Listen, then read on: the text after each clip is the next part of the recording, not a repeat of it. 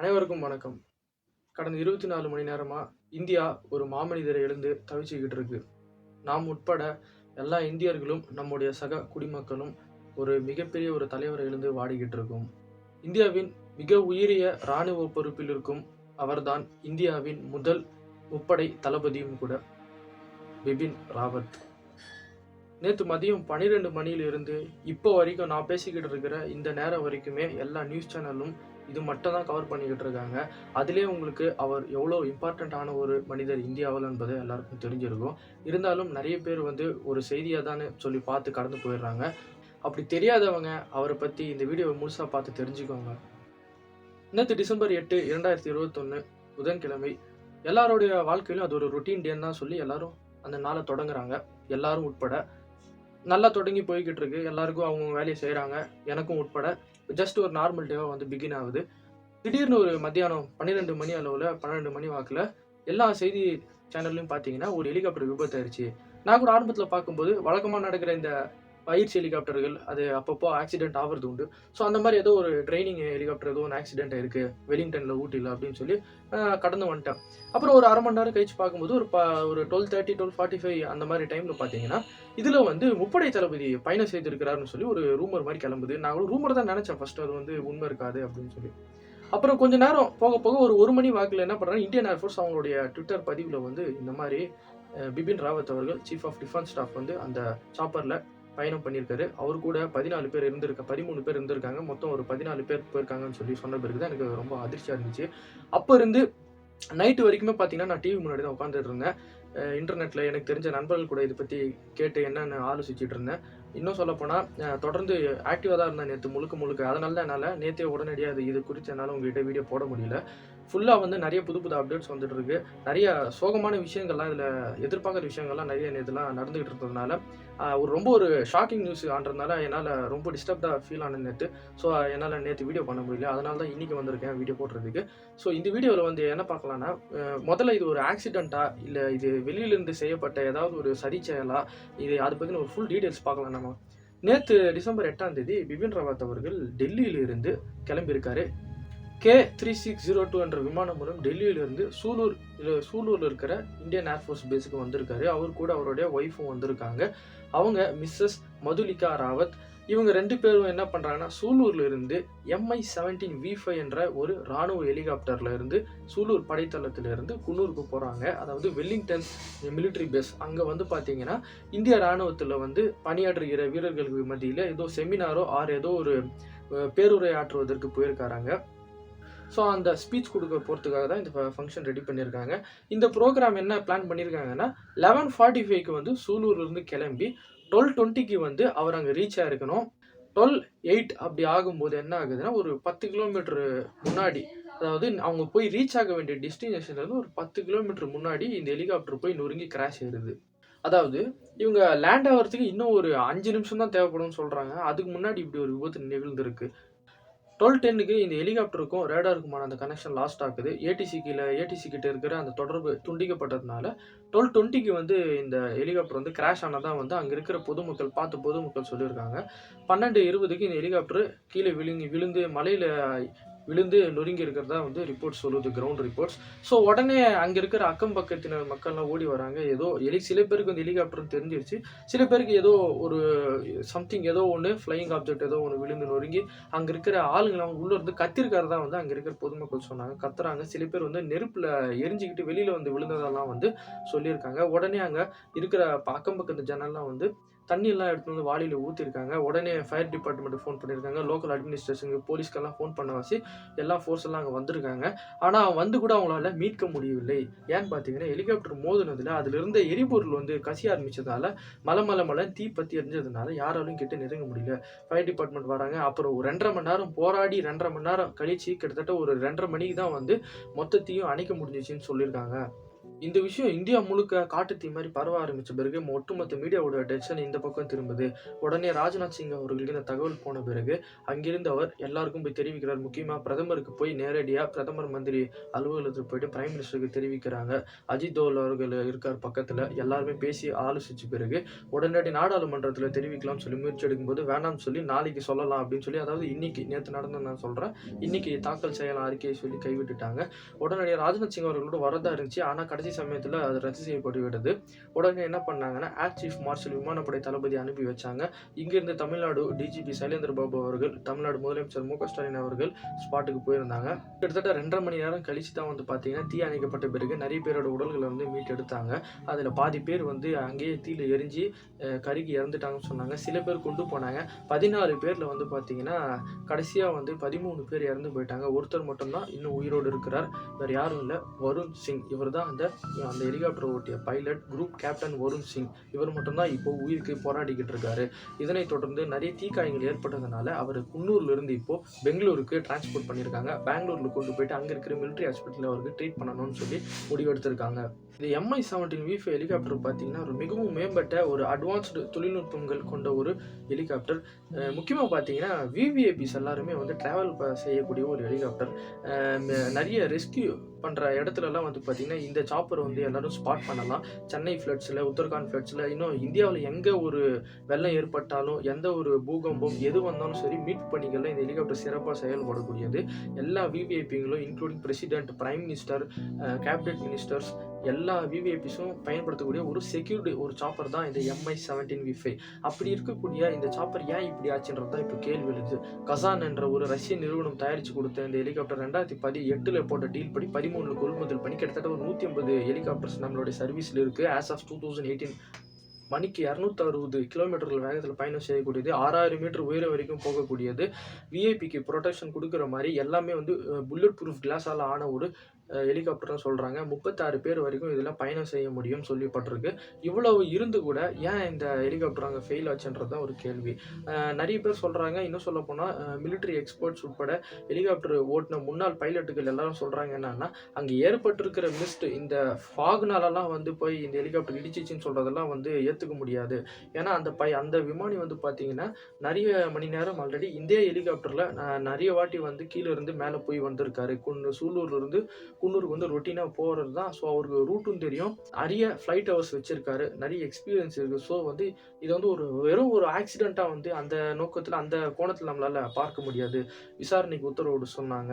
So அதை தொடர்ந்து இப்போ ஒரு விசாரணை குழு அமைச்சிருக்காங்க. மத்திய பாதுகாப்புத்துறை அமைச்சர் ராஜ்நாத் சிங் அவர்களின் உத்தரவின் பேரில் விமானப்படையை சேர்ந்த ஒரு விமானப்படையில் இருக்கக்கூடிய ஒரு தளபதி ஒருத்தர் தலைமையில் இப்போ வந்து ஒரு விசாரணை குழு அமைச்சிருக்காங்க. அவங்க தான் வந்து இதை கவனிச்சுக்கிட்டு இருக்காங்க. இதனை தொடர்ந்து அந்த பிளாக் பாக்ஸ் வந்து காலையில் ரெக்கவர் பண்ணியிருக்காங்க. அந்த பிளாக் பாக்ஸ் ஒரு பக்கம் இருந்தாலும் அது கூட சேர்ந்து வருண் சிங் அவர்களுடைய வாக்குமூலம் ரொம்ப முக்கியம். அவர் உயிர் பொழிச்சு வந்தால் தான் வந்து, ஏன்னா ஓட்டுநர் அவர் தான். ரெண்டாவது அவருக்கு எல்லாமே தெரிஞ்சு, ஏன்னா ஒரு பக்கம் பிளாக் பாக்ஸ் இருந்தாலும் அதில் இருக்கிற அந்த ஃப்ளைட் டேட்டா ரெக்கார்டர் எல்லாம் இருந்தாலும் கூட ஓட்டிய இவர் வந்து உயிரோடு பொழிச்சு வந்தார்னா அது இன்னும் நமக்கு இன்னும் கிளாரிட்டியாக நிறைய என்ன நடந்துச்சுன்னு தெரியும்னு வச்சுக்கோங்களேன். ஸோ அவரு வந்து உயிர் பொழிச்சு வரணும். இதை வந்து நம்ம எல்லாரும் வேண்டிக்குவோம். அதே சமயம் நம்ம வந்து பிபின் ராவத் அவர்களை இழந்தது மிகப்பெரிய ஈடு செய்ய முடியாத ஒரு இழப்புன்னு நம்ம சொல்லியே ஆகணும். இவரை மாதிரியான ஒரு தலைவர், இவரை மாதிரியான ஒரு தளபதியை வந்து இதுக்கு மேலே இந்தியாவுக்கு கிடைப்பாங்கன்றது கொஞ்சம் சந்தேகம்தான். அவ்வளவு ஒரு போர் தீரமிக்க வீரத்தின் ஒரு உச்சக்கட்டம்னு கூட நம்ம ராவத் அவர்களை சொல்லலாம். தொடர்ந்து சீனாவை வந்து தொடர்ந்து திட்டிக் கொண்டே, விமர்சித்து கொண்டே, சீனாவை எதிர்த்து கொண்டே இருந்த ஒரே ஒரு தளபதி யார்னா பிபின் ராவத் அவர்கள் தான். பிரதமர் அவர்கள் கூட நேரடியாக விமர்சனம் பண்ண மாட்டார். ஆனால் இவர் வெளிப்படையாகவே சொல்லுவார், China is a big threat to India than Pakistan அப்படின்னு சொல்லி வெட்ட வெளிச்சமாக வந்து சீனாவை உலக அரங்கில் போட்டு நசுக்கக்கூடிய ஆள் தான் நம்ம பிபின் ராவத் அவர்கள். அவ்வளோ சீக்கிரமாக வந்து எதிரிங்களை வந்து விட்டுற மாட்டார். பிடிச்சி அப்படியே வேட்டையாடி அவங்கள எலிமினேட் பண்ணக்கூடியவர். 2015 வந்து மியான்மரில் சர்ஜிக்கல் ஸ்ட்ரைக்கும் பண்ணது இவர் தலைமையில் தான். அதனைத் தொடர்ந்து 2016 அவர் வந்து இராணுவத்துடைய தளபதியாக உயர்றாரு.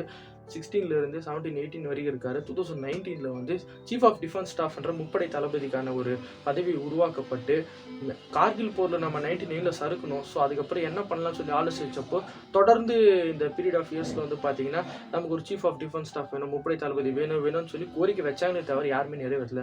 ஆனால் 2019 இவர் தான் வந்து இந்தியாவுடைய முதல் முப்படை தளபதியாக பொறுப்பேற்றுக் கொண்டார். அதனைத் தொடர்ந்து வந்து பார்த்தீங்கன்னா, தியேட்டர் கமாண்டுன்னு சொல்லி கொண்டு வந்தாங்க. அத நம்ம இன்னொரு வீடியோல பார்க்கலாம். Integrated theatre command. அது இவர் தலைமையில தான் வந்து இவர்கிட்ட தான் பொறுப்பு ஒப்படைச்சாங்க. அத முடிக்கிறதுக்குள்ளவே வந்து அவர் இப்படி இறந்து போயிட்டார் என்பது ரொம்பவே வருத்தக்குரிய ஒரு விஷயம் தான். இந்த மரணத்தில வந்து பார்த்தீங்கன்னா, நெறைய பேர் சந்தேகிக்கிறாங்க. விசாரணை வந்து முழுமையா டிரான்ஸ்பரன்ட்டா நடக்கணும்னு சொல்லி வேண்டிக்கிறாங்க. நானும் அதுதான் கேட்கிறேன். டிரான்ஸ்பரன்ட்டா விசாரணை என்ன நடந்ததோ அது வெளிய வரணும். அப்பதான் தெரியும்.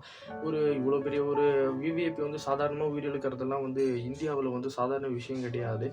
நம்ம நேதாஜி அவர்கள் இருந்து லால் பகதூர் சாஸ்திரி எல்லாருமே இப்ப இருக்கிற ஜெயலலிதா அம்மையார் வரைக்கும் பார்த்தீங்கன்னா, எல்லாரோட மரணத்திலுமே ஒரு கான்ஸ்பிரசி இருக்கு. ஒரு மர்மம் இருக்கு. வெளிய வர்றதே கிடையாது. ஸோ அந்த வகையில ராவத் அவர்களுடைய மர்மம் வந்து வெளிய வராம போயிறக்கூடாது. இந்த மாரி பெரிய பெரிய தலைவர்கள இழுக்கிறதே வந்து இந்தியாவுக்கு ஒரு சாபக்கேடாவே மாறிப்போச்சு.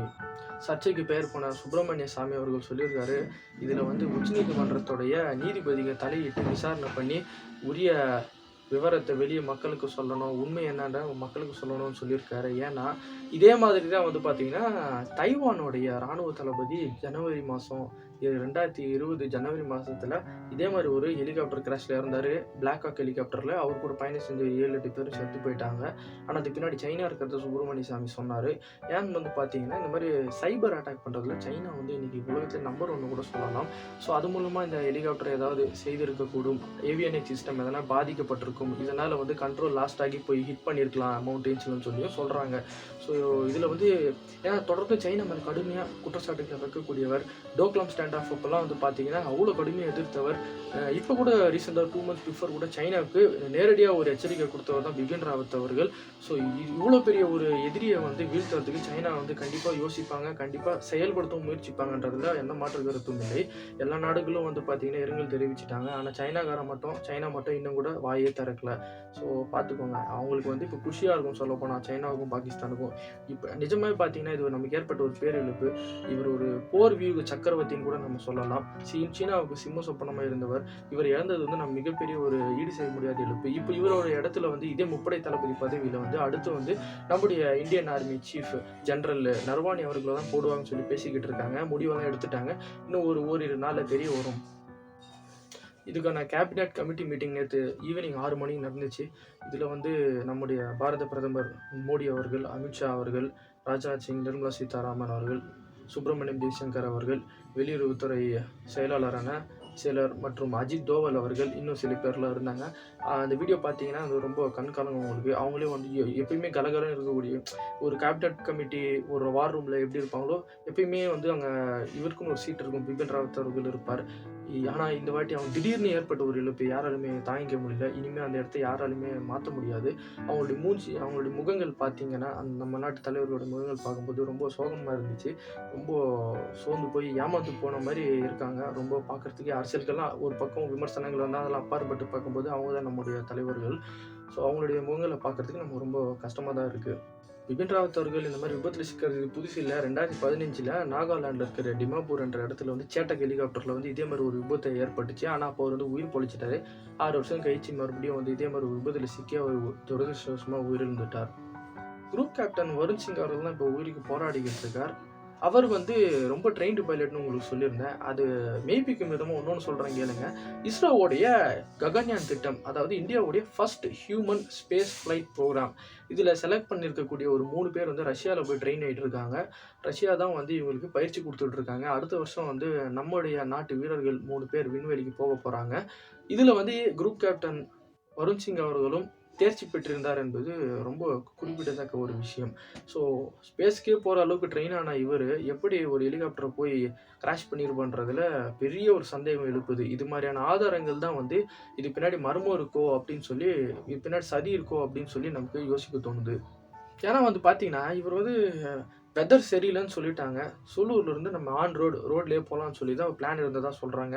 கடைசி சமயத்தில வந்து ஹெலிகாப்டர்ல போலான்னு சொல்லி பிளான் ரிவர்ஸ் பண்ணதா சொல்றாங்க. இவ்வளோ பெரிய ஒரு விவிஐபிய வந்து ஒரு பிளான்டு ஷெட்யூல்ல தான் கொண்டு போவாங்க. அதுதான் வந்து புரோட்டோகாலும் கூட.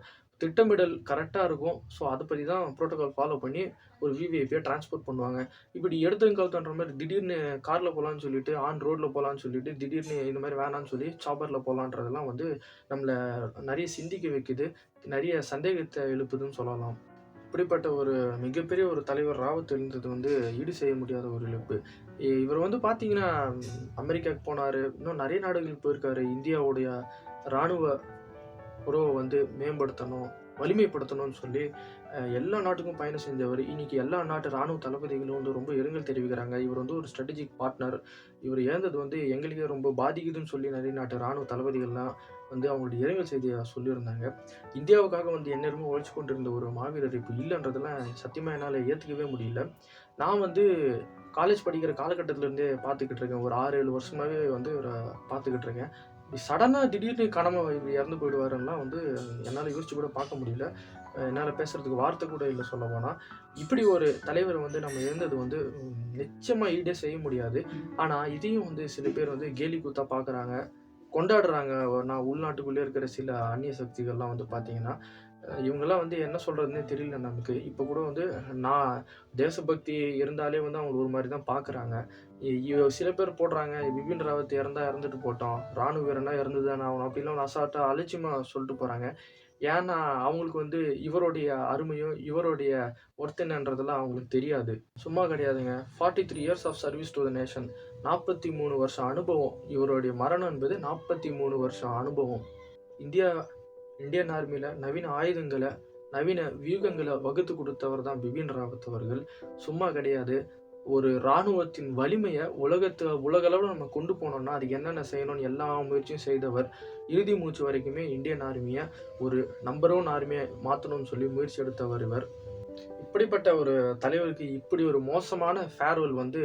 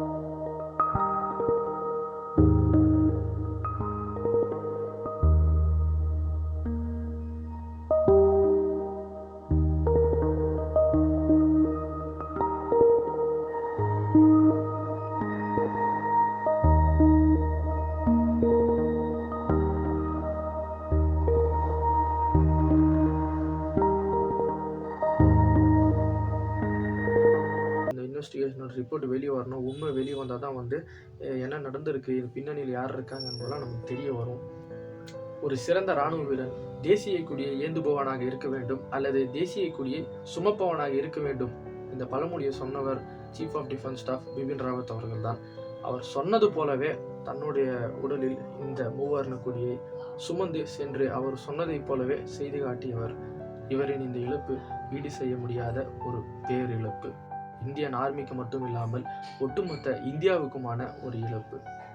இந்தியாவின் முப்படை தளபதி ஜெனரல் பிபின் ராவத் அவர்களுக்கு வீர வணக்கங்கள். ஜெய் ஹிந்த்.